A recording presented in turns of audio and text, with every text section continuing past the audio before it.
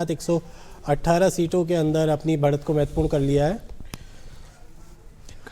इसके अलावा राजस्थान के अंदर 199 सीटों के रुझान हमारे सामने आ रहे हैं, जिसमें 12 सीटों के ऊपर नतीजे भी दिख रहे हैं। 12 सीटों के अंदर 6 कांग्रेस ने, जबकि 6 सीटों पर भारतीय जनता पार्टी ने अपनी तरफ से जीत हासिल कर ली है। लेकिन रुझानों के अंदर 112 सीटों के ऊपर भारतीय जनता पार्टी बढ़त बनाए हुए है। छत्तीसगढ़ के अंदर 55 सीटों के ऊपर भारतीय जनता पार्टी ने अपनी उपस्थिति मजबूती के साथ बढ़त बनाने के साथ ही आगे बढ़ती नजर आ रही है। राजस्थान के अंदर ज़रूर अदर्स का फैक्टर काम कर रहा है, लेकिन भारतीय जनता पार्टी को मुझे लगता नहीं है कि इन अदर्स की ज़रूरत महसूस होगी। अभी 112 सीटों के ऊपर फिलहाल बढ़त है, जबकि 6 सीटें वो अपनी झोली के अंदर जीत के साथ दर्ज कर चुकी है। मेरे साथ अब गौरव शर्मा मेरे सहयोगी जुड़ चुके हैं और साथ ही साथ राजनीतिक विश्लेषक के रूप में विवेकानंद एक बार फिर स्टूडियो में पधार चुके हैं। स्वागत के साथ ही इस बातचीत के क्रम को आगे बढ़ाते हैं। फिलहाल नतीजों के साथ साथ जो समीकरण बदल रहे हैं, गौरव, आप किस तरह से देखते हैं कि न सिर्फ राजस्थान के अंदर बल्कि मध्य प्रदेश और छत्तीसगढ़ के अंदर भी भारतीय जनता पार्टी पूरी तरह से मजबूत हो रही है। राज्य के अंदर गहलोत की 7 गारंटी के साथ साथ मुख्यमंत्री की सिर्फ अपने चेहरे की एक गारंटी मुझे लगता है ज़्यादा प्रभाव डालती नजर आ रही है। जी मुजीब, अगर इस अब तक के चुनाव परिणाम की बात करें तो दोनों ही पार्टियों ने अपने तरीके से, अलग अलग तरीके से उनको मतदाताओं को अब तक अपनी बात पहुंचाने का प्रयास किया था। चिरंजीवी की हम बात करें तो चिरंजीवी कहने को तो हमेशा जीवित रहने का एक वरदान देती है, लेकिन शायद चिरंजीवी राजस्थान में काम नहीं करी। मोबाइल फोन होता है संपर्क में रहने के लिए, लेकिन शायद राजस्थान की जनता ने कांग्रेस पार्टी से, अशोक गहलोत सरकार से संपर्क में रहने से शायद अपना मंतव्य नहीं दिया, और उसी का ये नतीजा है कि आज ये परिणाम हमारे सामने है। 112 सीटों पर एक ऐसी बढ़त जिस पर कोई भी पार्टी बड़े आराम से ढोल ताशों को अपना ऑर्डर दे सकती है, लड्डू के ऑर्डर दे सकती है। तो 112 सीट जो पूरी तरह से स्पष्ट बहुमत से भी लगभग 12 सीट ज्यादा है। हालांकि लोकतंत्र की दृष्टि से बहुत बढ़िया है कि एक किसी पार्टी को आगे आने वाले 5 साल तक निर्विघ्न शासन करने का एक अवसर मिलेगा, लेकिन कहीं ना कहीं अपना संदेश, अपनी गारंटी की योजनाओं को आगे तक पहुंचाने में कांग्रेस सरकार विफल रही। दूसरी तरफ भारतीय जनता पार्टी की तरफ से जो चुनाव लड़ा गया, हालांकि कहने को यह बात कही गई कि हमारी तरफ से कोई चेहरा नहीं है, कमल का फूल ही हमारा चेहरा है, लेकिन कमल का जो फूल है वो कहीं ना कहीं प्रधानमंत्री मोदी को प्रतिबिंबित करता था, और प्रतिबिंबित करने के साथ ही आम जनता ने प्रधानमंत्री मोदी के इस कार्यकाल को अपनी एक सहमति प्रदान की। विवेकानंद जी हमारे साथ इस समय उपस्थित हैं। विवेकानंद जी, अब तक की जो जीत रही है जी, बहुत बड़ी जीत भारतीय जनता पार्टी के लिए कही जाएगी। क्या कहना चाहेंगे, कौन सी ऐसी बातें रही जिसको लेकर के इस इतने बड़े जीत की क्या आपने कल्पना की थी, और क्या आपकी कल्पना पर यह जीत उसके अनुकूल रही है? गौरव जी, जैसा मैंने पहले भी कहा कि ये जो चुनावी वर्ष था, इस चुनावी वर्ष में लगभग 50 विधानसभा क्षेत्रों के 1000 से अधिक गांवों में मेरे को जाने का मौका मिला। सीधे ग्रामीणों से मैंने चर्चा की थी। तो जो बात आपने कही प्रारंभ में कि मुख्यमंत्री अशोक गहलोत ने 7 गारंटियां दी, मोबाइल फोन बांटे, लेकिन जब मैं गाँव में जाता था सर्वे के लिए, बात करता था लोगों से, तो सामान्य देसी अंदाज में वहां के लोग कहते थे कि मोबाइल तो गहलोत जी दे दिया, पर वीडियो मोदी जी को देखा। ये जो बात है, ये ग्रामीण लोगों में जो बात थी, मुझे कहीं ना कहीं लग रहा था, और मैंने उस समय भी अनेक सोशल मीडिया के प्लेटफॉर्म्स पर भी कहा कि मुझे लगता है 110 सीटों के आसपास भाजपा लेकर जाएगी, और लगभग उसी आंकड़े के आसपास भाजपा अभी दिख रही है। तो खासतौर पर जो बात है वो ये है कि ये चुनाव अशोक गहलोत वर्सेज नरेंद्र मोदी का चुनाव हो गया था। स्थानीय जो नेता थे, राजस्थान के जितने बड़े नेताओं के जो चेहरे या नाम हम सुनते हैं, वसुंधरा राजे, बातचीत के क्रम को आगे बढ़ाएंगे, लेकिन इससे पहले अभी की कुछ ताज़ा अपडेट हमारे सामने आई है। बड़ी ब्रेकिंग नजर आ रही है, कुछ नए रुझान के साथ साथ परिणाम हमारे सामने नजर आ रहे हैं, क्योंकि अब तो वक्त परिणामों का है, रिजल्ट सामने आ रहे हैं। और बिग ब्रेकिंग के तौर पर टोडा भीम से कांग्रेस के घनश्याम महर ने जीत दर्ज कर ली है। टोडा भीम से, जबकि बसेड़ी से कांग्रेस के संजय कुमार जाटव ने अपनी तरफ से जीत हासिल कर ली है। सीकर से ही कांग्रेस के राजेंद्र पारिक भी जीत चुके हैं। देखिए, सीकर की जो जीत है इसमें भी बड़ा मामला है। एक वहाँ भारतीय जनता पार्टी ने जो है रिपीट किया था कैंडिडेट रतन जलधारी को, और मैंने कई जगह ये भी बात कही कि भारतीय जनता पार्टी से बागी होकर ताराचंद धायल ने वहाँ चुनाव लड़ा, उनके साथ भाजपा के पूर्व जिलाध्यक्ष महेश शर्मा वहाँ लगातार लगे रहे। तो स्पष्ट रूप से भारतीय जनता पार्टी 2 धड़ों में वहाँ बट चुकी थी और सीधे सीधे आराम से जो है वो राजेंद्र पारीख की जीत वहाँ नजर आ रही थी, और वो अभी आपके जो परिणाम हैं वो स्पष्ट रूप से बता ही रहे हैं। जी, इस समय जितेंद्र प्रधान हमारे साथ वरिष्ठ पत्रकार जुड़े हुए हैं। जितेंद्र जी, ये जो परिणाम तो बिल्कुल आपके सामने है, और अब ऐसी स्थिति बनती जा रही है जैसे जैसे मतगणना के चरण पूरे होते जा रहे हैं, तो बिल्कुल ऐसी स्थिति बन रही है कि अब कोई संशय वाली स्थिति नहीं रह गई है।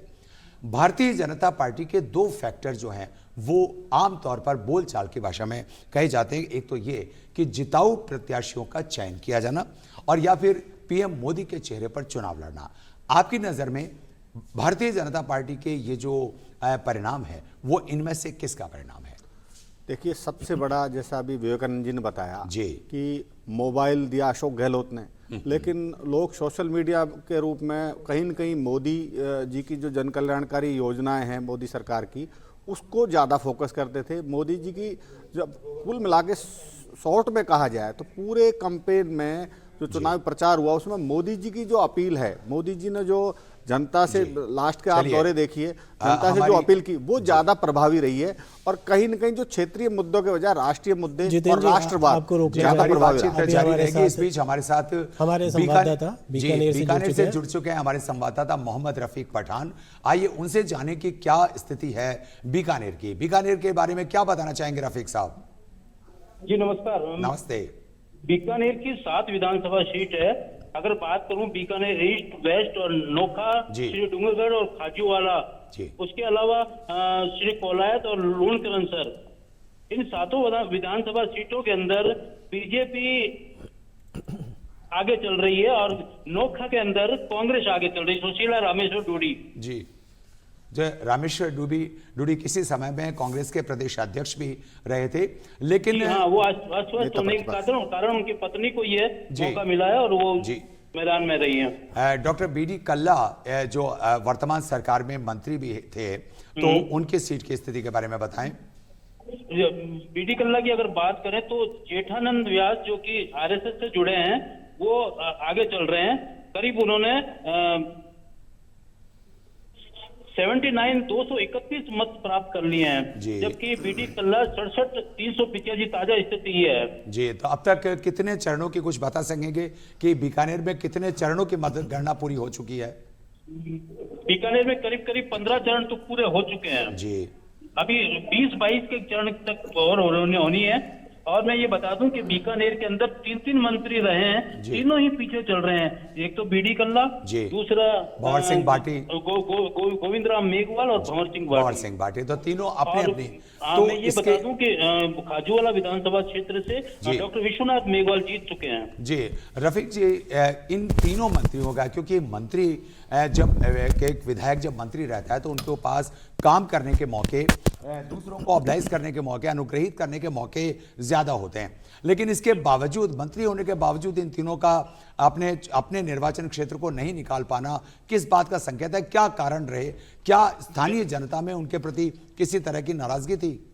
नाराजगी मेन मुद्दे कई हैं, कई वर्षों से चले आ रहे हैं। अच्छा, अगर मैं बात करूं तो रेल फाटकों की समस्या है जो वर्षों से इसी के नाम पे लोग जीतते आए हैं और ना उसका निस्तारण हुआ है। नहीं, पर रेल फाटक की जो समस्या है रफीक जी, जो बीकानेर में कोटगेट के सामने रेल फाटक की जो समस्या है, ना तो वो डॉक्टर बीडी कल्ला की बनाई हुई है, ना वो भंवर सिंह भाटी की बनाई हुई है।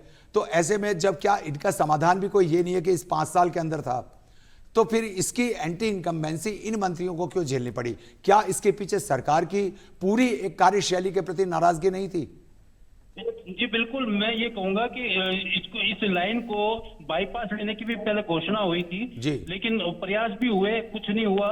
इसके बाद एलिवेटेड रोड बनाने की बातचीत चली, वो मामला कोर्ट तक पहुंच गया, वो लंबित हो गया। तो अब मेन मुद्दा यही है कि नाम की बीकानेर की जो रेल फाटकें हैं, जो हृदय स्थल को चीर कर निकलती है, तो लोगों में काफी उत्साह, काफी असुविधा रहती है। साफ सफाई है ना, सड़कें हैं, सब कुछ ये मुद्दे मेन रहे हैं। चलिए, बहुत बहुत धन्यवाद हमसे जुड़ने के लिए। इसी तरह बने रहिएगा, आपसे हम लगातार जुड़े रहेंगे। जी मुजीब जी, नीतीश इस समय हमारे साथ आ चुके हैं और हम इस समय रुख करेंगे भारतीय जनता पार्टी मुख्यालय की तरफ एक बार, जहां भी हमारे संवाददाता शायद कुछ अपडेट देने के लिए हमारे साथ मौजूद हैं।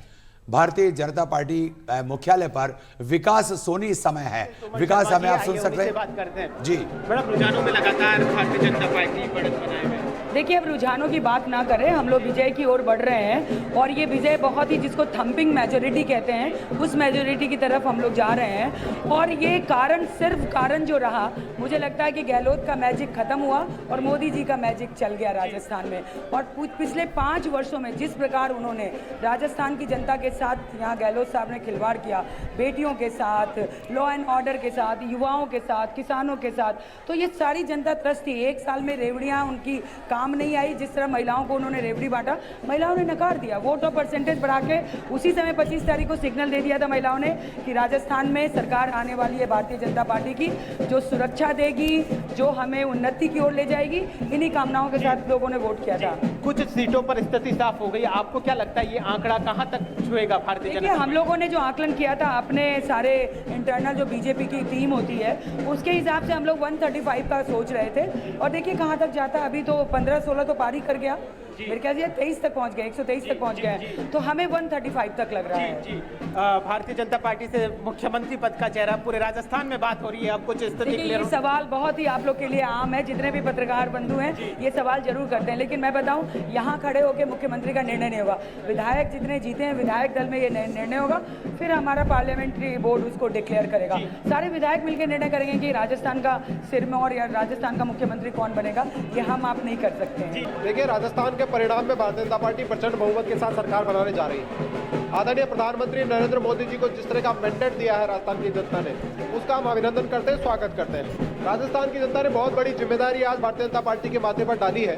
5 साल जो कुरान चला है उसके खिलाफ मतदान किया है और जिस तरह नरेंद्र मोदी जी की सभाओं में जन सैलाब उमड़ रहा था, जिस तरह उनकी सभाओं में लोग आ रहे थे और जो समर्थन दे रहे थे, उसी दिन ये पता था कि राजस्थान में कुरान जाने वाला है, सूरज जाने वाला है, भारतीय जनता पार्टी की सरकार बनने वाली है। मुद्दों को लेकर ये चुनाव लड़ा गया। सबसे बड़ा मुद्दा तो प्रधानमंत्री थे, उनके प्रति जो अपनापन राजस्थान की जनता का था, प्यार था, वो तो दिख ही रहा था लोगों में। और जो 5 साल का कुराज था कांग्रेस पार्टी की सरकार का, जिसमें अत्याचार हुए, महिलाओं पर अत्याचार हुए, किसानों के अत्याचार हुए, युवाओं के साथ धोखाधड़ी हुई, उन सब बातों को लेकर राजस्थान का चुनाव लड़ा गया और उसमें भारतीय जनता पार्टी विजय हुई। देखिए, भारतीय जनता पार्टी की जो ये जीत है, वह सिर्फ पार्टी की जीत नहीं है, यह उन तमाम महिलाओं की जो शोषित, जो असुरक्षित थी, जिनका शोषण हुआ, उन शोषित, पीड़ित, दलित, वंचित राजस्थान की उन तमाम जनताओं की जीत है और विश्वास जताया है राजस्थान की जनता ने हमारे माननीय प्रधानमंत्री की जो योजनाएं हैं उसके ऊपर। और ये जीत कहूंगी कि गरीब कल्याण की जीत है। अंतिम पायदान पर बैठे हुए व्यक्ति के लिए जो हमने तय किया है कि हमारा सपना है अंतिम पायदान पर बैठा व्यक्ति अग्रिम पंक्ति में आए, वह सपना साकार होने जा रहा है। राजस्थान की जो शौर्य और पराक्रम की भूमि थी, उसको जिस तरह से राजस्थान जल रहा था पिछले 5 सालों से, जनता भूली नहीं और जनता ने उसका करारा जवाब दिया। हम लोगों पर विश्वास जताया, भारतीय जनता पार्टी पर विश्वास जताया, इसके लिए राजस्थान की पूरी जनता को बहुत तहे दिल से आभार। और उन्होंने जो हमारे ऊपर विश्वास जताकर जो उम्मीदें रखी हैं, हम उनके लिए बिल्कुल तन मन धन से समर्पित भाव से काम करेंगे। सभी जनता को बहुत बहुत आभार। चलिए आगे बढ़ते हैं हम लोग। एक बार फिर से मैं नीतीश गोयल आपके साथ में। जनादेश 2023 दूरदर्शन राजस्थान पर, और अब रुझानों से ज्यादा एक्चुअली परिणाम की बातें ही होने वाली है। अभी हम बिकॉज आफ्टर लंच आ चुके हैं और इसमें बहुत सारी चीजें हमारे सामने स्पष्ट हो चुकी हैं। और जिस तरीके से देश के प्रधानमंत्री अपने आप को कहते हैं कि मैं देश का चौकीदार हूं या प्रधान सेवक हूं, हमारे पास भी अभी पैनल में एक प्रधान है, वरिष्ठ पत्रकार जितेंद्र प्रधान जी। जितेंद्र जी, अगर हम यहाँ पर सीधा सीधा ये बात करें तो क्या भाजपा की ये रणनीति स्पष्ट हो चली है कि पूरे देश में अगर कोई एक नेता है तो उसका नाम है नरेंद्र मोदी, जिसके नाम पर ही चुनाव लड़ा जाएगा? आपसे बातचीत हमारी जारी रहेगी। इस बीच हम एक बार चलना चाहेंगे झालावाड़, जहां एक बहुत महत्वपूर्ण सीट है और झालावाड़ में जो जश्न हो रहा है उसका एक नजर हम डालते हैं।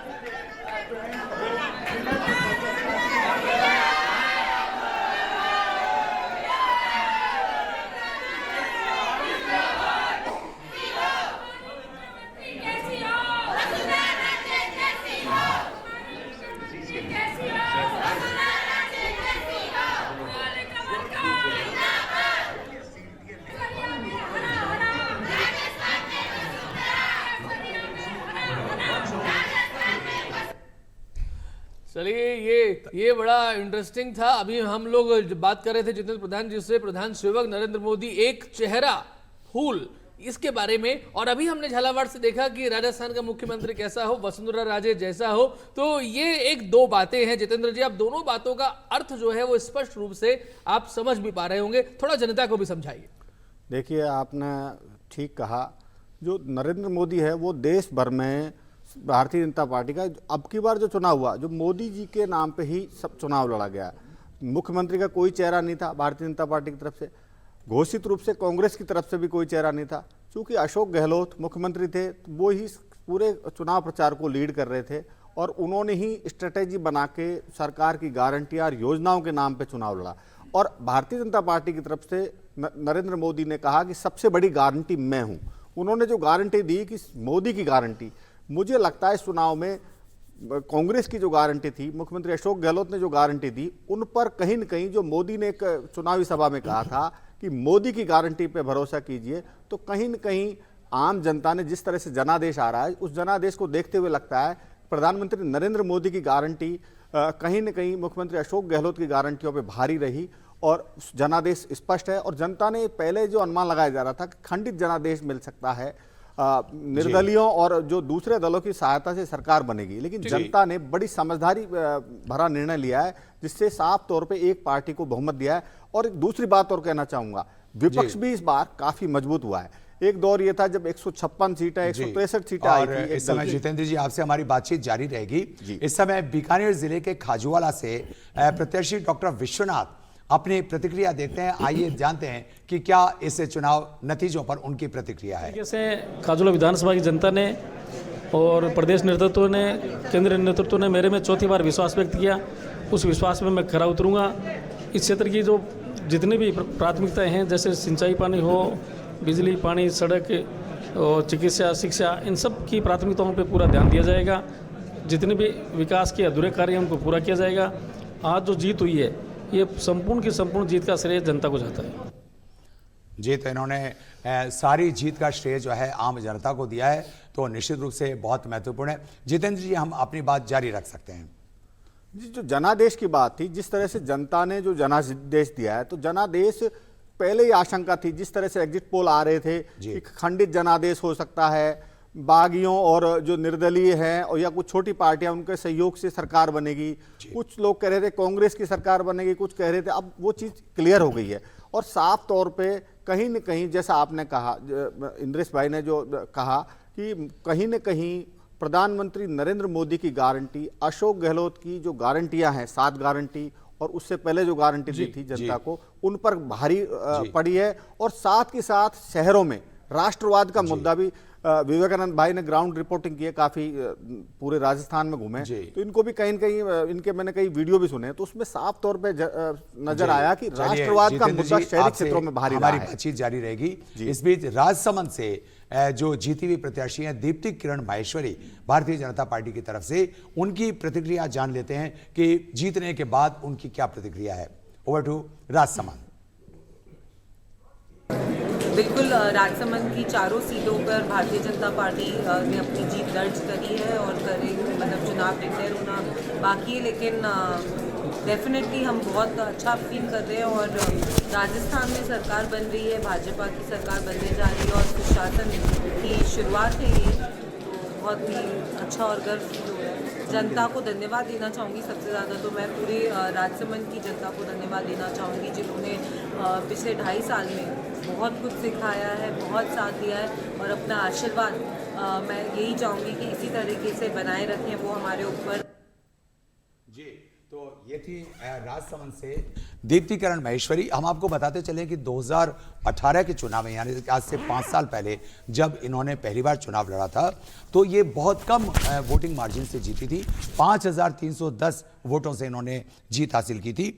इस सीट पर अब तक 15 चुनाव हुए हैं, जिसमें से 9 बार भारतीय जनता पार्टी और 6 बार कांग्रेस विजयी रही है।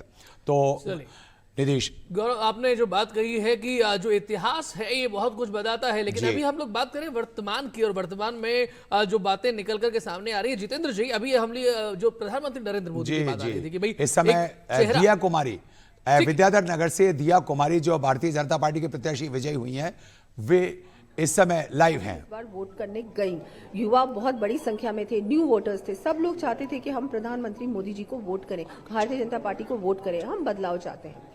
और जिस तरह से इन्होंने लॉ एंड ऑर्डर बिल्कुल खत्म कर दिया राजस्थान में, झूठी बातें, झूठी घोषणाएं, झूठे सब कुछ झूठ, ये सारी झूठी चीजें इनकी किसी ने बिलीव नहीं की, किसी ने विश्वास नहीं किया, और ये झूठी सरकार को इन्होंने मुंह तोड़ जवाब दे दिया राजस्थान की जनता ने। सीएम का चेहरा नहीं उतारा गया था भारतीय जनता पार्टी की तरफ से और आप थी, तो ऐसे में कैसे सीएम का चेहरा कौन होगा, क्या होगा, सबको पता पड़ जाएगा ना कुछ ही समय बाद, जब जो भी डिसीजन पार्लियामेंट्री बोर्ड करेगा, हमारी टॉप लीडरशिप करेगी, आप सबको जानकारी। आपको मुख्यमंत्री बनाया जाएगा तो आप एक्सेप्ट करेंगे? कुछ देखिए, आप तो मुझे ऐसे पूछ रहे हैं जैसे कि कोई चीज मिल रही है बाजार में और आप लेंगी कि नहीं लेंगी। ऐसा कुछ नहीं है, ऐसा कुछ नहीं है। ये डिसीजन ऊपर वाले लेते हैं, अपने स्तर पे लेंगे, ये आपको पता पड़ जाएगा जब डिसीजन। बात करने के लिए बहुत बहुत धन्यवाद।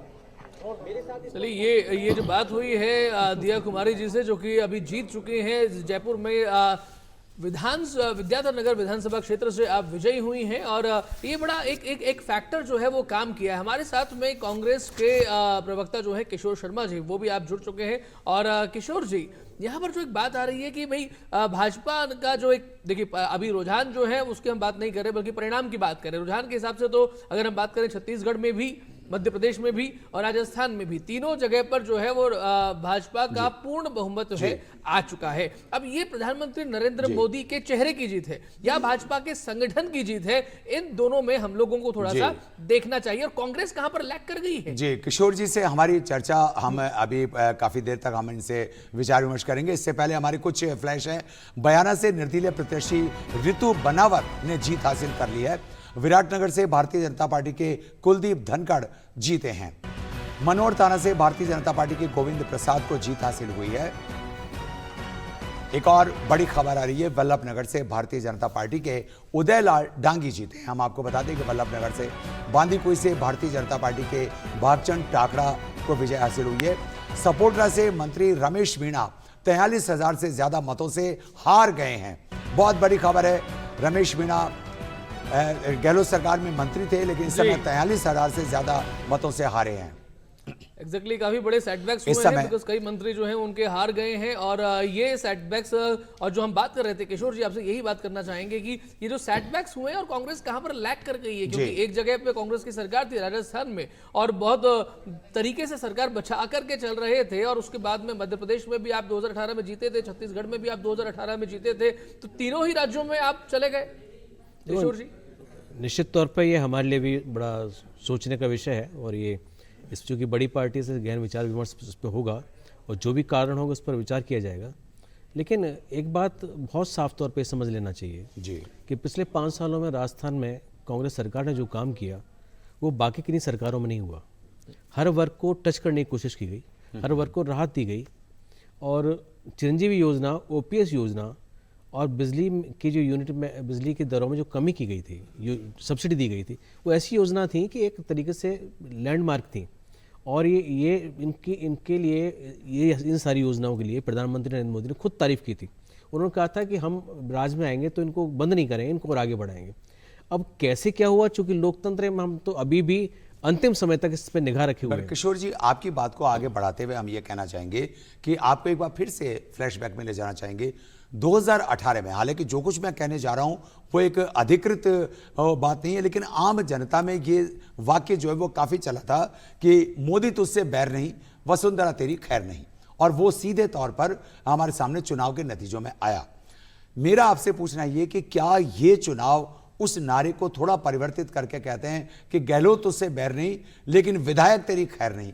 क्योंकि आप कह रहे हैं कि योजनाएं बहुत अच्छी चलाई, दूसरे स्टेट्स के लिए मॉडल थी, इसके बावजूद इतनी करारी हार का सामना करने के पीछे क्या कारण आप अनुभव करते हैं? देखिए, एक बात आपने बहुत अच्छी कही, और इस जो आपने बात कही इस लाइन से पूरी तरह से भारतीय जनता पार्टी के चरित्र को रेखांकित कर दिया गया है। जी, उस समय भी ये बयान दे रहे थे कि मोदी तुझसे वैर नहीं और वसुंधरा तेरी खैर नहीं। जी, वही RSS के और BJP के लोग थे जो वसुंधरा आगे को आगे नहीं बढ़ने देना चाहते थे। और ये जो चीजें हैं, ये पूरी तरीके से चरित्र का जो दोगलापन है वो जाहिर करता है। नहीं, पर ये जब आप बात कर रहे हैं तो ये तो आपके ऊपर भी लागू हो रही है ना भाई। अब ये वाली बात आ जाती है कि जब विधायक जो हैं, विधायकों से, स्थानीय विधायकों से जो नाराजगी है, कहीं ये उभर करके तो सामने नहीं आ गई? देखिए गौरव जी, आपको अगर याद दिलाता हूं मैं जी, ये जो नारा आया था, ये 2018 में सरकार का बदलाव हो यहाँ गया पर था। एक बड़ी ब्रेकिंग है, मैं आपको किशोर जी बता दूं, सीट हवा महल बाल मुकुंदाचार्य जी भारतीय जनता पार्टी के वो जीत चुके हैं।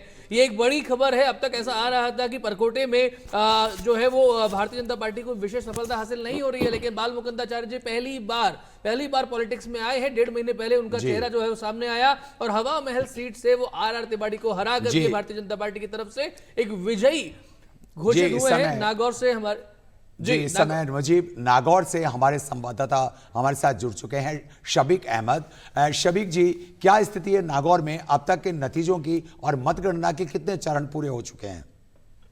देखिए, नागौर जिले की 10 विधानसभा सीटों की बात करें तो मेरठा सिटी से भाजपा के लक्ष्मण कल्लू और डेगाना से भाजपा के ही उम्मीदवार अजय सिंह कीलत की जीत लगभग तय हो चुकी है, सिर्फ घोषणा होनी बाकी है।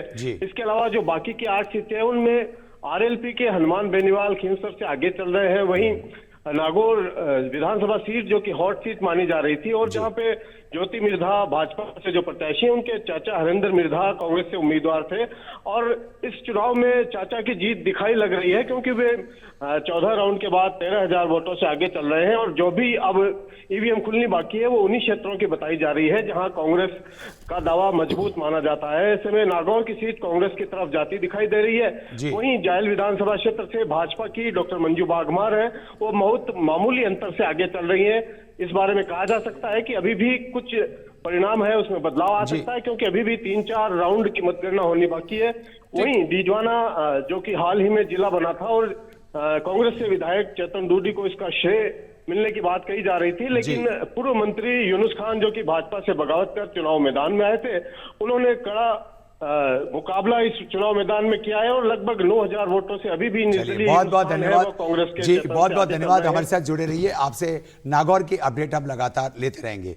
इस बीच मनोहर थाना से भारतीय जनता पार्टी के गोविंद प्रसाद के जीतने का हम समाचार देख रहे हैं। भारतीय जनता पार्टी अब तक 114 सीटों पर और कांग्रेस 71 सीटों पर रुझान इन दोनों पार्टियों के पक्ष में है, जबकि अभी 14 जो सीटें हैं उन पर निर्दलीय और अन्य प्रत्याशियों का कब्जा रहा है, रुझान बता रहे हैं। चलिए गौरव, हम लोग यहाँ पर जो किशोर जी से बात हो रही थी उसको थोड़ा सा और आगे बढ़ाते हैं। अपडेट्स आपको लगातार हम देते रहे हैं और अभी भी देते रहेंगे। छत्तीसगढ़ से भाजपा 55 सीटों पर अभी विजयी होती हुई नजर आ रही है। तेलंगाना में भाजपा के पास में 8 और INC कांग्रेस 64 सीटों पर आगे चल रही है। मध्य प्रदेश में तो बहुत ही बड़ा काम भारतीय जनता पार्टी ने कर दिया है। उन्होंने बहुत अच्छी सीट 155 सीट से ज्यादा जो है वो 164 सीट से ज्यादा पर वो विजयी होती हुई नजर आ रही। किशोर जी, जो आप जो बात कर रहे थे कि चरित्र के दोगलेपन की, तो यहाँ जो पॉइंट आता है, तो क्या यही एक चीजें हैं जहां पर जनता का विश्वास आप नहीं जीत पाए? क्योंकि आपने बातें बहुत सारी की और लेकिन उन बातों पर खरे नहीं। जारी रख सकते हैं जी।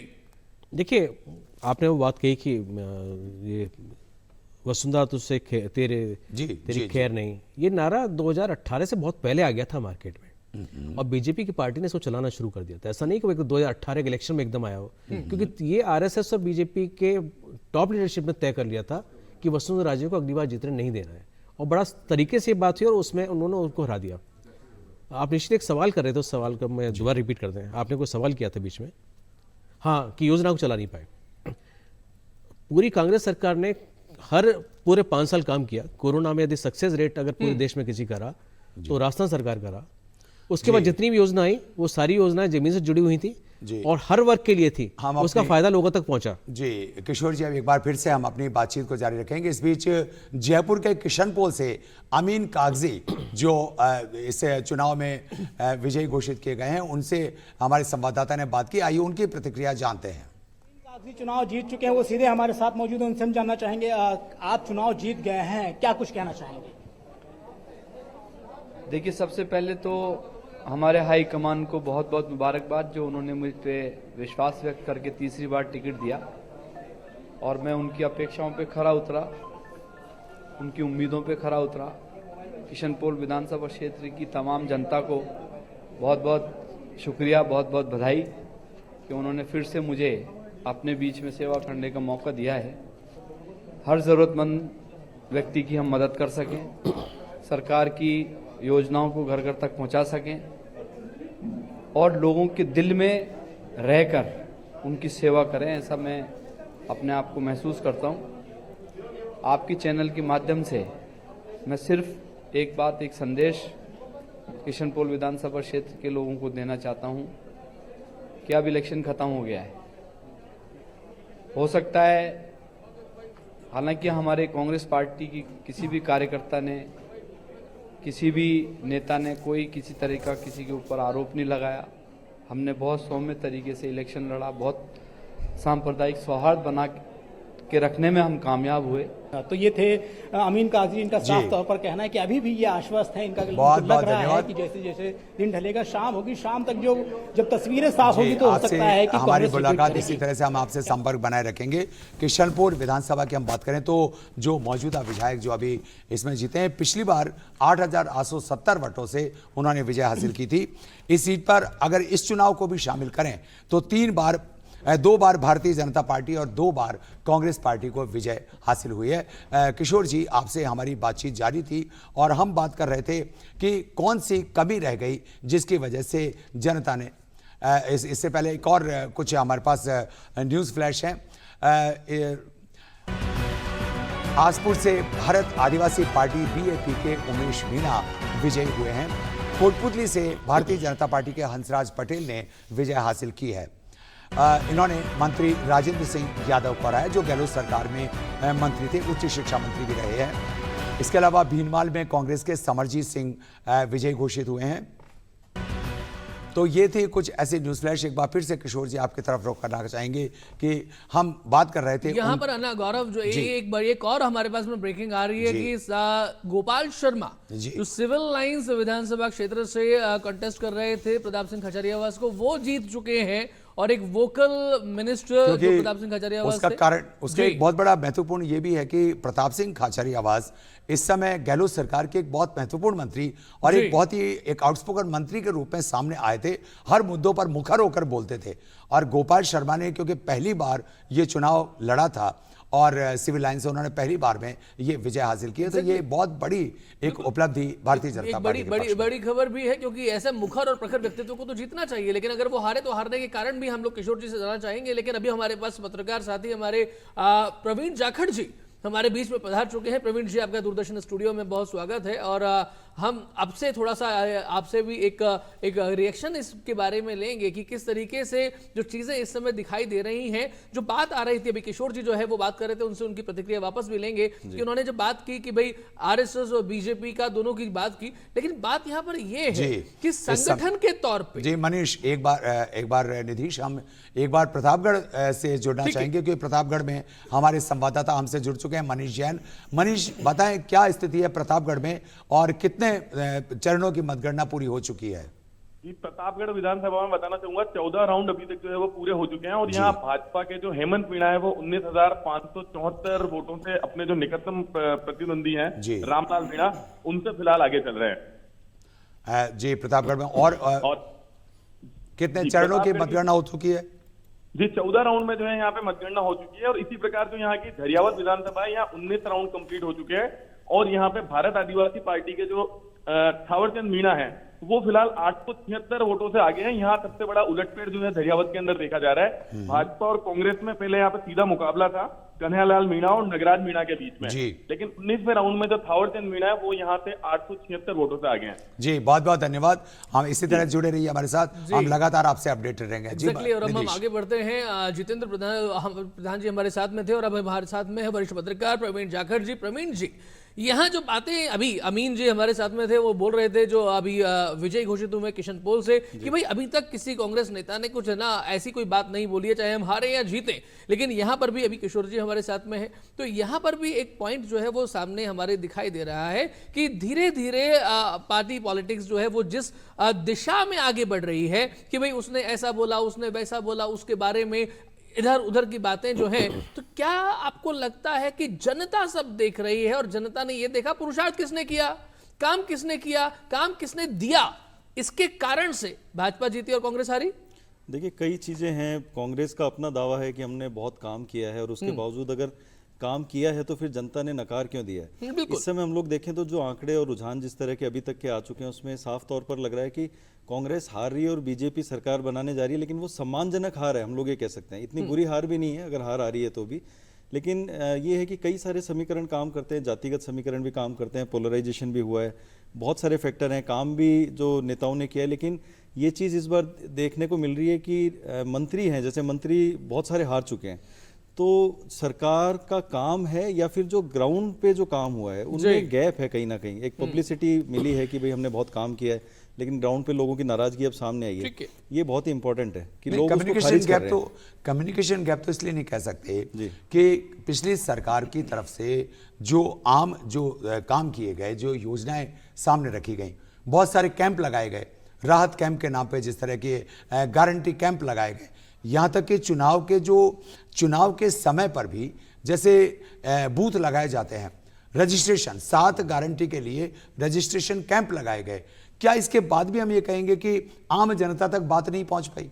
कैसे कह सकते हैं? वो एक विशेष तरह का रंग, उस विशेष रंग के बूथ बना करके हर जगह जगह गली मोहल्ले तक चीजें पहुंचाई गई, फिर कहां कम्युनिकेशन गैप? गौरव, मैं यहाँ पर प्रवीण जी आपसे ये बात भी, चूंकि हमने जो एक विशेष तरह के रंग की बात की है, तो अगर हम लोग ये देखें कि जो पोस्टर प्रमोशन जिस तरीके से कांग्रेस का चला आज तक, इससे पहले कभी भी इतना चेहरा एक व्यक्ति का, वहां पर राहुल गांधी का चेहरा नहीं है, वहां पर मल्लिकार्जुन खड़गे का चेहरा नहीं है, वहां पर सोनिया गांधी का चेहरा नहीं है, one and only Ashok Gehlot, और बाद में वहां पर गोविंद सिंह डोटासरा जो है उनका चेहरा दिखाई दिया। ऐसा पिंक कलर के होर्डिंग्स पूरे राजस्थान में, तो क्या ये उस पूरे सेंट्रल लीडरशिप को नकार करके केवल और केवल एक चेहरे पर चुनाव लड़ना, ये कांग्रेस को भारी पड़ गया? निशित, मैं इंटरफेयर बीच में बोल रहा हूँ, माफी चाहता हूँ जी किशोर। ये शायद आपने पोस्टर्स देखे नहीं है, आप जाके देखिएगा तब आपको पता पड़ेगा कितने चेहरे उसमें हैं। देखिए, मैं एक चीज यहाँ पर कहना चाहूंगा कि पोस्टर बॉय इस बार अशोक गहलोत रहे, लेकिन एक होप खत्म होती है। पिछले चुनाव में हम लोग देखें तो 4 पोस्टर बॉय थे, सीपी जोशी भी थे, डूडी जी भी थे, और सचिन पायलट थे, और अशोक गहलोत थे, 4 लोग थे। लेकिन इस बार केवल एक पोस्टर बॉय होने का, और हम लोग केवल कांग्रेस की बात नहीं, इस बार दोनों पार्टियों के कैंपेन कोई बहुत ज्यादा इंप्रेसिव नहीं थे। अगर हम लोग होर्डिंग्स देखें तो बीजेपी भी वो कोई कैंपेन को बहुत प्रभावशाली नहीं बना पाई थी। ये जो ग्राउंड पे काम हुआ है उसके नतीजे हैं जो भी आ रहे हैं, क्योंकि डोर टू डोर जो काम किया गया है या वर्किंग हुई है, या फिर जो संगठन की तरफ से जो वर्किंग हुई है, उन सब चीज़ों के प्रभाव आ रहे हैं सामने। कैंपेन इस बार बहुत ही कमजोर रहे हैं, हम लोग ये कह सकते हैं। ठीक बात है। यहीं पर किशोर जी, अभी जो बात प्रवीण जी ने कही है, जो यही बात मैं भी कह रहा था, जिसको आपने कहा कि नहीं आपने पोस्टर्स देखे नहीं है, मतलब पर्टिकुलरली बात यही है कि पिंक कलर से अटा हुआ पटा हुआ वो पोस्टर, जिसमें केवल और केवल मुख्यमंत्री अशोक गहलोत का नाम हुआ करता था। बाद में जब वो एक प्रमोशनल एजेंसी के साथ में जब थोड़ी सी गड़बड़ियां हुई, फिर गोविंद सिंह डोटासरा का चेहरा वापस सामने आया, बहुत सारे मीम्स, बहुत सारे कार्टून्स भी इसके बारे में बने। तो यानी कि एक ऐसा चीज नजर आई। इवन मैं आपको एक सभा के बारे में बताना चाहूंगा जहां पर सचिन पायलट सामने थे, और कभी किसी कांग्रेस के किसी पोडियम पर भारत माता की जय और उस तरीके के चीजें देखी नहीं गई हैं लिखी हुई। तो ये चीजें दिखा रही थी कि क्या एक दिशा भ्रम कांग्रेस में नजर आ रहा है कि भाई इधर जाएं उधर जाएं, कौन सा रास्ता अपनाएं, और जो रास्ता अपनाया उसमें आप डूब रहे हैं। शायद आप देख नहीं पा रहे हैं और सुन नहीं पा रहे हैं। आप पोस्टर्स देखते तो समझ में आ जाता है। सचिन पायलट का फोटो उसमें है, गोविंद डोटासरा का फोटो उसमें है, मल्लिकार्जुन खड़गे का फोटो उसमें है, राहुल गांधी का फोटो उसमें है, सोनिया गांधी का फोटो उसमें है, सीपी जोशी का, रंधावा जी का, ममता धवन जी का है, और बहुत सारे फोटो उस पर लगे हुए हैं। आप देख नहीं पाए होंगे शायद। लेकिन किशोर जी दो बड़े फोटोज तो किशोर जी तो 2 ही फोटोज। ये बात आप अगर आप देखें तो उसमें सचिन पायलट का फोटो साफ दिख रहा है, उसमें डोटासरा और वो टिकट साइज फोटोज लगा दिए। नहीं आप ऐसा नहीं, सारे पोस्टर्स देखिए, गहलोत साहब के साथ सचिन पायलट जी का फोटो है, गहलोत साहब के साथ डोटासरा जी का फोटो है, राहुल जी का फोटो है, गहलोत जी का फोटो है, सोनिया जी का फोटो, सारे फोटो बड़े बड़े हैं। ऐसा नहीं है कि बिल्कुल वो उन बिंदियों में नहीं है, बड़े और फोटो से। सर, चुनावों के एन पहले कुछ दिन पहले ही डोटासरा जी तक के पोस्टर हटा दिए गए। चलिए अभी हम लोग थोड़ा सा ब्रेकिंग लेते हैं, क्योंकि है ना ये जो फोटो वाली बात है ये तो जनता ने क्लियर कर दिया। जनता को लग गया है कि किसका फोटो आना चाहिए और कौन मुख्यमंत्री का चेहरा होगा। ये थोड़ी देर में हमें थोड़े समय में अगले कुछ दिनों में मालूम भी चल जाएगा, लेकिन किस पार्टी का चेहरा है वो सामने आ रहा है। कुछ ब्रेकिंग हमारे पास में, वो भी आपको बताते हैं कि कौन इस समय जीते हैं। Big breaking, we are with Udaipur से भाजपा के ताराचंद जैन आप जीत चुके हैं। उदयपुर से भाजपा के ताराचंद जैन विजयी हो चुके हैं। ये एक बड़ी ब्रेकिंग डीडी न्यूज राजस्थान की तरफ से दर्शकों के लिए। सिविल लाइन से मंत्री प्रताप सिंह खजारियावास को हराया है पत्रकार गोपाल शर्मा ने। पहली बार पॉलिटिक्स में कंटेस्ट किया और पहली बार एक बड़े मुखर व्यक्तित्व को हराया। सूरतगढ़ से कांग्रेस के डूगन राम गेदर आप विजयी रहे हैं। उदयपुर से भाजपा के ताराचंद जैन जीते हैं। कुछ कुछ ऐसे बड़े कंटेस्टेंट हैं सिविल लाइन से, जो गोपाल शर्मा, ये एक बड़ी खबर देखिए बनने वाली है। राजस्थान जयपुर में जो चीजें हुई हैं, जिस तरीके से बाल मुकुंदाचार्य जी वो जीत गए हैं हवा महल से, और किस तरीके से अगर हम बात करें आदर्श नगर की, अगर हम बात करें किशनपोल की, अगर हम बात करें सांगानेर की, अगर हम बात करें मालवीय नगर की, बात करें हम विद्याधर नगर की, झोटवाड़ा की, इन सारी सीटों पर कुल मिला के 2 सीट को छोड़ दीजिए तो भाजपा ने अपना परचम जयपुर में लहरा दिया। इसका मतलब जो बात कही जाती थी कि जो जयपुर में निकलेगा वो पूरे राजस्थान में निकल जाएगा, तो ये बात इस बार भी सही सिद्ध हुई है। किशोर जी, आपको भी यही लगता है कि जयपुर में आप थोड़ी मात खा गए राजधानी में? देखिए, हम तो पूरे राजस्थान की बात कर रहे हैं। अभी आपने एक बात कही कि पुरुषार्थ जीता, वही पुरुषार्थ जो मानगढ़ में जाता है और आदिवासियों के साथ धोखा करके आता है, वही पुरुषार्थ जो 2015 के में दिल्ली में जब संसद चल रही होती है बजट में घोषणा करता है किसानों की आय दोगुनी की जाएगी, वो नहीं होता है। वही ERCP घोषणा जयपुर अजमेर में करके जाते हैं और वो पूरी नहीं होती है। यही पुरुषार्थ जिन्होंने उज्ज्वला योजना शुरू की और उनके सिलेंडर्स कोने में रख दिए जाते हैं, ये पुरुषार्थ की जीत हुई है। मुझे नहीं लगता कि इस पुरुषार्थ की जीत हुई है कि झूठा आदमी का कोई पुरुषार्थ नहीं होता। झूठा आदमी किसको कह रहे हैं आप? सुन लीजिए आप सारी बात। मैं वही पूछ रहा हूं मैं आपसे। पुरुषार्थ नहीं होता। आपने अगर वादे किए हैं तो वादे पूरे करो। झूठा आदमी प्रधानमंत्री जी कह के गए हैं, प्रधानमंत्री जी सभा में कह के गए, प्रधानमंत्री जी ने अपनी सभा में कहा है, जयपुर अजमेर की सभा में कहा है, प्रधानमंत्री जी ने ये नहीं लगता कि प्रधानमंत्री को झूठा कहना यही जनता को समझ नहीं आया? प्रधानमंत्री जी ERCP घोषणा करी जयपुर अजमेर की घोषणा में, प्रधानमंत्री जी उज्ज्वला योजना शुरू की, प्रधानमंत्री जी ने ERCP का वायदा किया, प्रधानमंत्री जी ने बजट में, अरुण जेटली वित्त मंत्री थे, उन्होंने घोषणा की थी कि किसानों की आय दोगुनी की जाएगी। अब शेखावाटी में आए थे तो उन्होंने 6,000 रुपए साल की घोषणा कर गए। ये कैसा पुरुषार्थ की बात कर रहे हैं आप? चलिए प्रवीण जी, यहाँ पर जो किशोर जी बोल रहे हैं, बेसिकली उन्होंने झूठा आदमी बोला, ऐसा लगा कि है ना वो जब जनता जब देखती है कि आप देश के प्रधानमंत्री को ही आप एक तरीके से बार बार झूठा सिद्ध कर रहे हैं, झूठा कहने आप ही कह रहे हैं कि पुरुषार्थ की जीत हुई है। वो चेहरा राजस्थान में चेहरा वो है तो किसकी बात की जाएगी? आप बता दीजिए मुझे। और किस चेहरा जो आंकड़े आ रहे हैं उनको देखते हुए ये बात कहने में कोई दिक्कत नहीं है कि एक लहर बनी है। हम लोग कह सकते हैं कि प्रधानमंत्री के भी जो दौरे हैं उनका असर पड़ा है। यहाँ पर्सनैलिटी का इम्पैक्ट है बेसिकली, हम लोग देखें तो। और जनता, कई बार क्या होता है कि सरकार जब हम सत्ता में होते हैं तो जो ग्राउंड पे विधायक कितना डिलीवर कर पा रहे हैं सरकार की योजनाओं को, उनके प्रति कितनी नाराजगी पैदा हो गई। ये इस बार बड़ा फैक्टर था कि ग्राउंड पे नाराजगी बहुत ज़्यादा थी, जो शायद राजधानी में बैठकर उतना उसको नोटिस नहीं किया गया या उसको अवॉइड किया गया, अगर नोटिस किया गया था तो ये अभी बहुत ही मतलब एक कह सकते हैं कि खारा अनुभव हो गया पार्टी के लिए, कांग्रेस के लिए। प्रवीण जी, हमारे साथ में भाजपा के प्रवक्ता भी जुड़ चुके हैं, उनसे भी जरा इस बारे में राय ले लेते हैं, क्योंकि चीजें जो है वो बहुत सारी जा रही हैं और किशोर जी ने भी बहुत सारी बातें कह दी, पुरुषार्थ की बात भी कह दी। अब पुरुषार्थ की बात कहने में अगर देश के प्रधानमंत्री के लिए ही इस तरीके के शब्द उपयोग किए जाएंगे तो क्या जनता जो है वो इसके अलावा कोई और परिणाम देगी? देखिए, आपने सवाल मेरे से नहीं किया, लेकिन चूंकि आपने मेरे को अंडरलाइन करके बात कही है। मैं उनकी तरफ रुख कर रहा हूं। देखिए, मैं आपको निवेदन करूं कि राजस्थान की 7 करोड़ जनता ने देखा था कि किस तरीके से कांग्रेस के युवराज ने राजस्थान में गिनती बोली थी, और गिनती बोलने के बाद में किसानों का कर्जा माफ नहीं किया, तो आप खुद समझ लीजिए झूठा कौन है। यहाँ पर सबसे पहले आपको ये समझना पड़ेगा, किसानों के कर्जे माफ करने की बात करने वाले लोगों ने यहाँ किसानों की जमीनें नीलाम कराई है, यहाँ किसानों की जमीनें कुर्क हुई है, तो यहाँ पर समझ सकते हैं कि झूठा कौन है। इसमें कहने की आवश्यकता नहीं है। राज सवाल कांग्रेस प्रवक्ता जी का, तो मैं समझता हूँ इसमें जवाब आ गया होगा। आप देखिए, राजस्थान में जिस तरीके से 7 करोड़ जनता ने यहाँ पर 5 साल के कुशासन को झेला, जहाँ पर यहाँ राजस्थान का हर वर्ग, हर तबका बेहाल रहा। जब सरकार होटलों में जाके छिप जाती हो, जब सरकार दिल्ली जाकर जनपद के चक्कर लगाती हो, गांधी परिवार को खुश करने में उसकी आवभगत में लगी हो, लॉ एंड ऑर्डर कैसे काम करेगा? राजस्थान राज्य के 5 से 6वें सीमावर्ती इलाकों से जब गुंडे बदमाश राजस्थान को शरण स्थली बनाते हो, खुलेआम फायरिंग होती हो, खुलेआम गैंगवार होते हो, तो राजस्थान को क्या ये सब नहीं दिख रहा था? राजस्थान की जनता ने देखा, राजस्थान की जनता ने देखने के बाद ये अपना वोट का जो समर्थन दिया भारतीय जनता पार्टी के पक्ष में।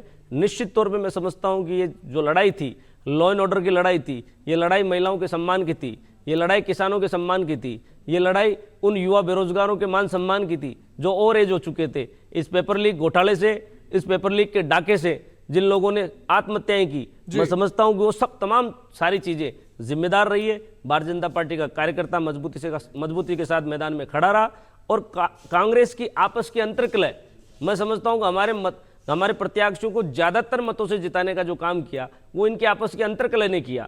जहां पर अभी पोस्टर की बात चल रही थी, डिजाइन बॉक्स के मामले में राजस्थान ने देखा है किस तरीके से जो है इनके आपस में नुरा कुश्ती हुई, किस तरीके से जो है डिसोबे किया गया। ये बार बार बात करते हैं आला कमान की, इनके यहाँ न तीर न कमान है, काय का आला कमान है, एक आला कमान। एक पॉइंट आपको मैं यहाँ पर और लेता हूँ प्रवीण जी, आपसे भी इसके बारे में बात करेंगे और भाजपा प्रवक्ता जो हमारे साथ जुड़े हुए हैं उनसे भी बात करेंगे कि इनके बारे में बात होती है कि भाई ध्रुवीकरण करते हैं, पोलराइजेशन करते हैं, अंत में धर्म की बात करते हैं, संप्रदाय की बात करते हैं, मुद्दों से अलग हो जाते हैं और जनता को गुमराह करते हैं। तो जनता क्या कोई एक बहुत छोटी सी बच्ची है, उसे कुछ नहीं पता, उसे समझ नहीं आता, उसे इतिहास नहीं पता? हम इसके बारे में भी बात करेंगे, लेकिन उससे पहले एक ब्रेकिंग हमारे साथ में आ रही है, हम जरा वो देख लेते हैं कि क्या इस समय हमारे पास में बिग ब्रेकिंग है राजस्थान डीडी न्यूज के दर्शकों के लिए। लक्ष्मणगढ़ से कांग्रेस के गोविंद सिंह डोटासरा आप जीत चुके हैं, रेवदर से कांग्रेस प्रत्याशी मोतीलाल कोहली आप भी जीत चुके हैं, नीम का थाना से कांग्रेस के सुरेश मोदी आप भी जीत चुके हैं। और इसके अलावा अगर हम बात करें तो लगातार हमारे पास अपडेट्स जो है वो आते जा रहे हैं। हिंडौन से कांग्रेस की अनिता जाटव आप विजयी हुई हैं, ये खबर जो आपके पास में हमें देनी थी, दैट इज अपडेट्स। और अभी जो मैं बात कर रहा था, जो भाजपा प्रवक्ता से भी हम कर रहे थे, प्रवीण जाखड़ जी से भी हम कर रहे थे कि ये जो बात आती है वो जनता जो है वो क्या बहुत छोटी सी बच्ची है, उसको पता नहीं है, उसे सोशल मीडिया के बारे में भी नहीं पता, उसे फैक्ट्स एंड फिगर्स के बारे में भी नहीं पता, उसे जो बोलो उसमें बह जाती है। जनता की क्या कोई अपनी समझ नहीं है? आप इसका मतलब मतदाताओं की समझ पर प्रश्न चिन्ह खड़ा कर रहे हैं। प्रवीण जी, ये आपसे भी मेरा प्रश्न है और भाजपा प्रवक्ता से भी। सर, मैं आपको साफ तौर पर बताना चाहूँगा कि ऐसा मानना कि जनता बेवकूफ़ है और नेता हैं वो चतुर हैं, ये अब क्योंकि अवेयरनेस बहुत हो गई है, सोशल मीडिया बहुत एक्टिव, हम लोग बता सकते हैं कि हाइपर एक्टिविटी है सोशल मीडिया के ऊपर, और गाँव में बैठा हुआ आदमी भी सोशल मीडिया के जरिए रोज अपडेट हो रहा है, हर दिन हर घंटे अपडेट हो रहा है। ठीक है, ऐसी स्थिति में अपन ये बोलें कि भाई जनता है वो आज भी उसको बेवकूफ़ बनाया जा सकता है।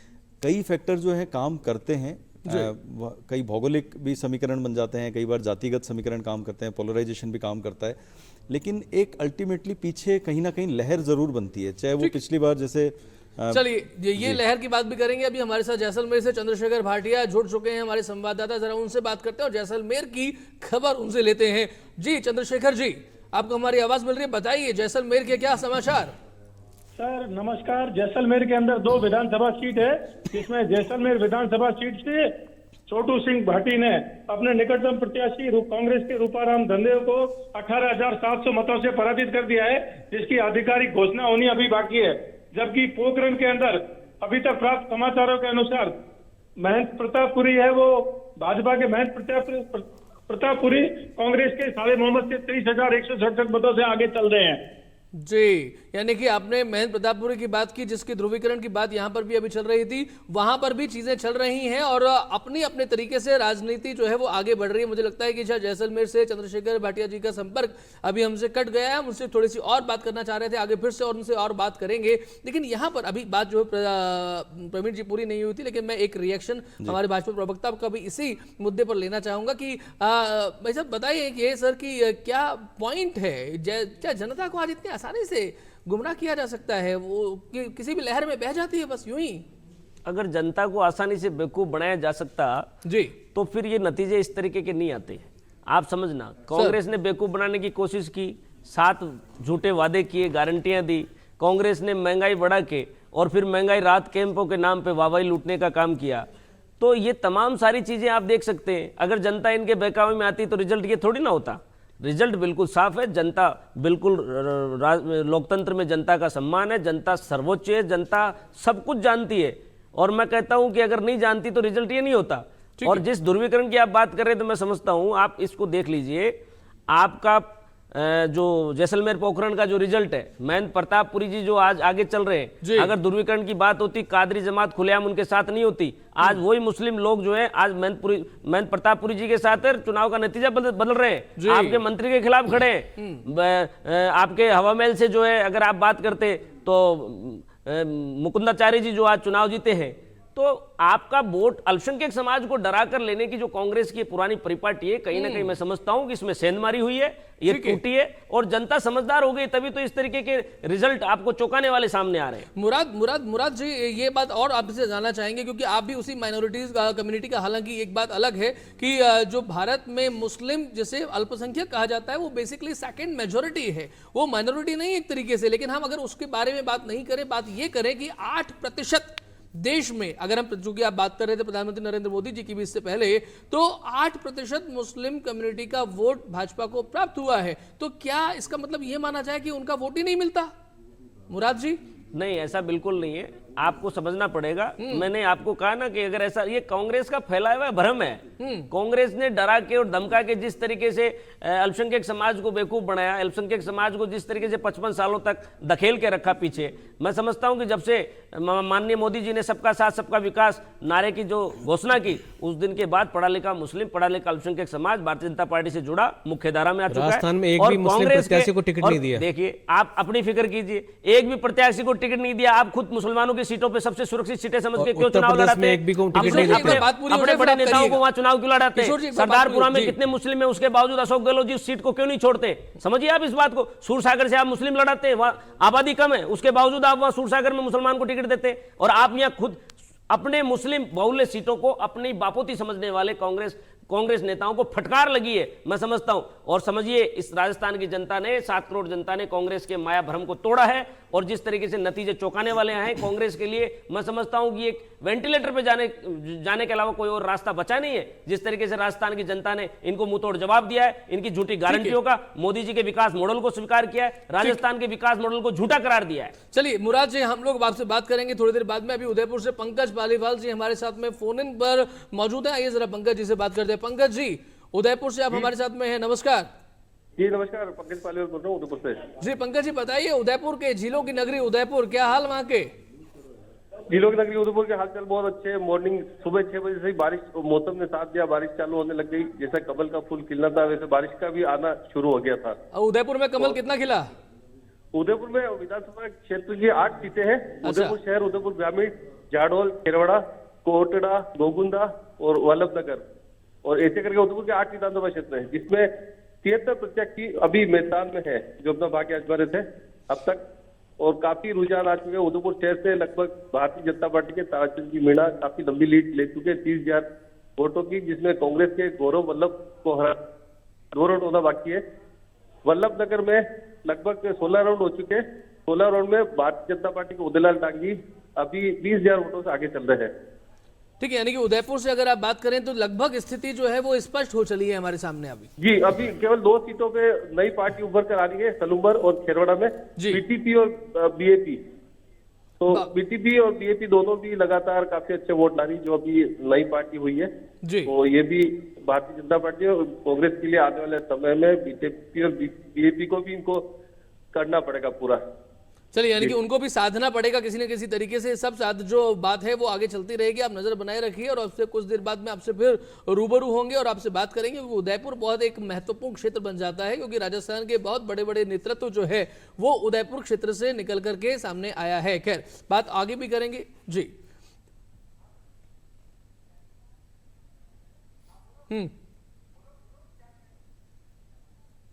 ठीक, चलिए पंकज जी, आपसे बात करेंगे आगे। हम लोग अभी किशोर जी, जो आप बात अभी चल रही थी, जो मुराद जी ने भी कहा, प्रवीण जी ने भी कहा, और आपने उसको थोड़ा सा काउंटर करने का प्रयास किया, लेकिन जनता, एक गाना आया था बीच पहले 70s के दर्शनों का, फिल्मों का, कि भाई ये पब्लिक है और पब्लिक सब जानती है। अभी मुराद जी ने कहा सबका साथ सबका विकास, लेकिन जनता ने उसको तीसरा पक्ष भी पकड़ लिया कि सबका विश्वास, और सबका विश्वास लेकर के वो आगे बढ़ गए। तभी तो छत्तीसगढ़ में, तभी तो मध्य प्रदेश में, तभी तो राजस्थान में एक पार्टी जीतने की कगार पर आगे बढ़ रही है और दूसरी पार्टी जो है वो सारी चीजें खो रही है। इसका मैसेज जो है वो समझ करके और आगे बढ़ना चाहिए, नहीं? देखिए, ये लोकतंत्र है, लोकतंत्र में हार जीत होती रहती है, और ये जनादेश है, जनादेश का हम सम्मान करते हैं। और ये हमारे लिए रिसर्च का विषय है कि ऐसा क्यों हुआ, इतनी सबकी बात ना। जनता का जनादेश सर माथे है जी। नहीं, जनता का जनादेश तो सर माथे पर ठीक है, लेकिन आप करेंगे क्या? मतलब कुछ तो सोचना होगा ना। ये सोचने की प्रक्रिया तो अभी से शुरू हो जानी चाहिए। वही आपको जवाब दे दिया ना, कि तो परिणाम आना बाकी है। है ना। अभी हम कैसे हार मान जाएंगे, अंतिम क्षण तक तो कोशिश करेंगे ही ना। चलिए प्रवीण जी, पॉलिटिकल अभी पार्टी तक जी ये हार इतनी बुरी नहीं है जितना कि मतलब बीजेपी की तरफ से इस समय, जैसे प्रवक्ता भी यहाँ बता रहे हैं कि भाई ऐसे कोई धज्जियां नहीं उड़ी हैं, हम लोग क्या कह सकते हैं, एक सम्मानजनक हार है।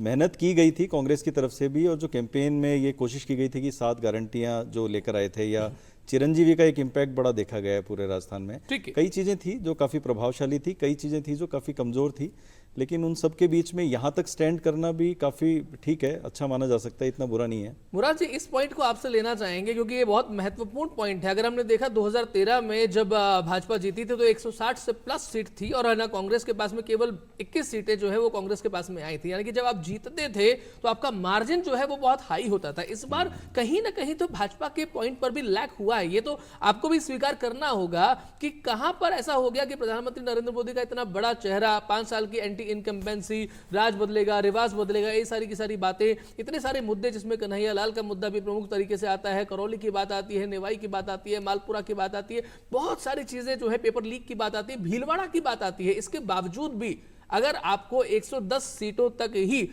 आप रह गए हैं तो किसी न किसी तौर पे क्या भाजपा की भी कोई कमी रही है जिसे जीत के उत्साह में नजरअंदाज किया जा रहा है? मुराद जी देखिए, मुझसे पहले हमारे भाई कांग्रेस प्रवक्ता जी ने क्या जवाब दिया अभी कि अभी तक रिजल्ट आना बाकी है। अच्छा, इन्होंने खुद ने कहा है कि हम अंतिम सांस तक लड़ेंगे, तो हम भी अंतिम सांस तक उम्मीद कर रहे हैं कि वो रिजल्ट, जिस प्रचंड रिजल्ट की आप बात कर रहे हैं, वो हो सकता है भारतीय जनता पार्टी के पक्ष में आ जाए। तो इसलिए आज अभी ये कहना जल्दबाजी होगा। लेकिन मैं फिर आपको यकीन दिलाना चाहता हूं, जिस तरीके से आपने घटनाओं का जिक्र किया, आप खुद समझ लीजिए कि राजस्थान की जनता ने अगर कांग्रेस को नकारा है, ये सम्मानजनक और धिक्कार वाली बात तो मैं नहीं कहूंगा, लेकिन कांग्रेस को राजस्थान की जनता ने, राजस्थान से ही नहीं, राजस्थान में ही नहीं, छत्तीसगढ़ में, मध्य प्रदेश में किस तरीके से कांग्रेस जो सपने में नहीं सोच सकती थी, ठीक है, इनके घमंड को सबसे पहले आपने देखा होगा। कांग्रेस सरकार का, और मैं कहता हूं अशोक गहलोत जी का सबसे पहला घमंड हुआ करते थे बाबूलाल नागर, सबसे पहले खाता ही वहीं से खुला भारतीय जनता पार्टी का दूध से। तो अंदाजा लगा लीजिए आगे आगे होता है क्या। 12 से विपिन हमारे संवाददाता जो है वो इस समय हमारे साथ में फोन इन लाइन पर मौजूद है, उनसे बात करते हैं। विपिन, 12 ये वो क्षेत्र है, जब हम कोटा हाड़ौती की बात करते हैं वहां पर शांति धारीवाल है, वहां पर ओम बिड़ला है, और वहां पर कोटा जैसी एक एजुकेशन नगरी है। उस नगरी में नेता नगरी की अगर हम बात करें तो वहां के क्या हालचाल? विपिन। हाँ बिल्कुल, ये देखिए हाड़ौती है तो हाड़ौती जाहिर सी बात है कि हाड़ौती जो है भाजपा का गढ़ दिख भी रहा है यहाँ पर। बात करें हाड़ौती रीजन के 12 जिले की, तो 12 जिले की चारों सीटों पर जो भाजपा की बढ़त बना ली है, जीत क्लियर नहीं है, लेकिन जो इन प्रत्याशियों को करना था वो इन्होंने छू लिया। और देखिए 12 जो एक महत्वपूर्ण सीट मानी जाती थी, क्योंकि गोपालन मंत्री प्रमोद चंद भाया कांग्रेस में यहाँ पर थे और उनकी सीट लगभग तय कर देते, और इसी सीट पर जो है झालावाड़ के अकलेरा के पूर्व विधायक उतारा गया, जो स्थानीय प्रत्याशी नहीं थे। बावजूद उन्होंने करीब 6000 वोटों से जो है वो प्रमोद जैन भाया को शिकस्त दी है। ऐसे में कह सकते हैं कि बड़ा, और क्योंकि एक नरेंद्र मोदी फैक्टर भी इस जगह काम करता है, क्योंकि नरेंद्र मोदी ने जब अंता में सभा की थी और 8 विधानसभा, 12 झालावाड़ के 8 विधानसभा के प्रत्याशी भी यहाँ आए थे जी, उसके लिए समर्थन में नरेंद्र मोदी प्रधानमंत्री ने मत मांगे थे, और उसी का देखिए कहीं ना कहीं जो है असर वो यहाँ नजर आ रहा है, क्योंकि चारों सीटें, ये 12 जिले की चारों सीटें वो जो है भाजपा के खाते में जाती है। और जो छबड़ा सीट की बात करें अगर, तो छबड़ा सीट में अब तक ये 12वीं बार होगा जब यहाँ पर मतलब 12 चुनाव में सिर्फ एक बार कांग्रेस जो है वो जीत हासिल की, 11 बार वहां पर भाजपा ने जीत हासिल की, और लगातार फिर प्रताप सिंह भी जो है वो फिर चौथी बार विधायक वहां से चुने जा रहे हैं। चलिए विपिन, इसके बारे में हम और आगे बात करेंगे। आपने अंता की बात की कि न किस तरीके से प्रधानमंत्री नरेंद्र मोदी ने सभा की, और भाया रे भाया, इसके बाद में उन्होंने जो बातें बोली थी शायद वो भी परिणाम पर इफेक्ट डाली है। एक कॉमर्शियल ब्रेक के लिए रुकते हैं, उसके बाद में फिर लौटते हैं। आप देख रही है जनादेश 2023।